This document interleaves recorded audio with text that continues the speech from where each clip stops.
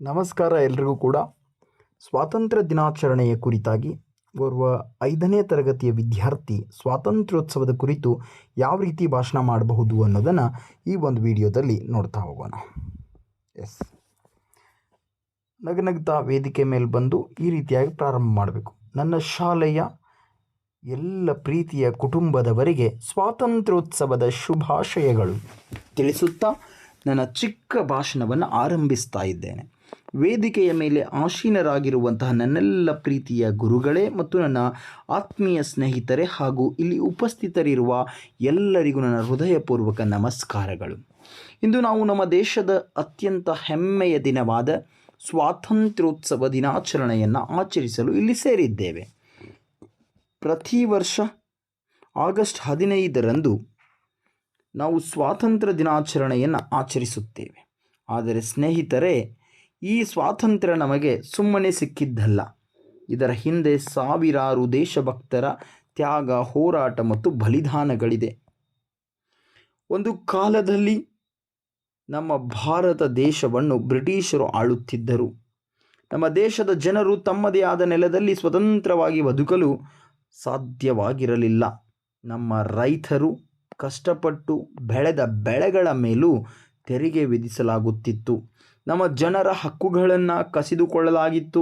ಆಗ ಭಾರತೀಯರ ಮನಸ್ಸಿನಲ್ಲಿ ಒಂದೇ ಪ್ರಶ್ನೆ ಮೂಡಿತ್ತು: ನಮ್ಮ ಭಾರತವನ್ನು ನಾವು ಸ್ವತಂತ್ರವಾಗಿ ಆಳಬಹುದೇ?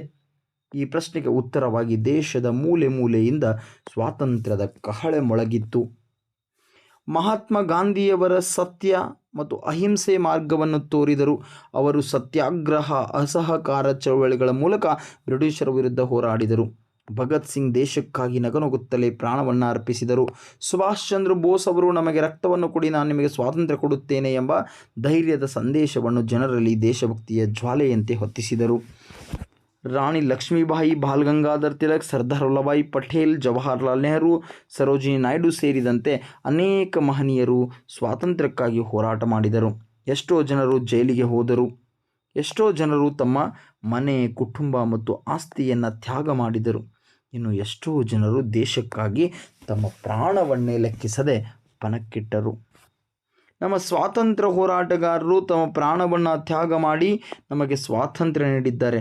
ಆದ್ದರಿಂದ ನಾವು ಅವರ ತ್ಯಾಗವನ್ನು ಎಂದಿಗೂ ಮರೆಯಬಾರದು. ನಮ್ಮ ಹೃದಯದಲ್ಲಿ ದೇಶಭಕ್ತಿ ಇರಲಿ, ನಮ್ಮ ಮಾತಿನಲ್ಲಿ ಭಾರತದ ಹೆಮ್ಮೆ ಇರಲಿ, ನಮ್ಮ ಕಾರ್ಯದಲ್ಲಿ ದೇಶದ ಅಭಿವೃದ್ಧಿಯ ಕನಸು ಇರಲಿ. ನನ್ನ ಭಾರತ ನನ್ನ ಹೆಮ್ಮೆ, ನನ್ನ ತ್ರಿವರ್ಣ ಧ್ವಜ ನನ್ನ ಗೌರವ. ನಮ್ಮ ಸ್ವಾತಂತ್ರ್ಯ ಹೋರಾಟಗಾರರ ತ್ಯಾಗವೇ ನಮ್ಮ ಸ್ಫೂರ್ತಿ.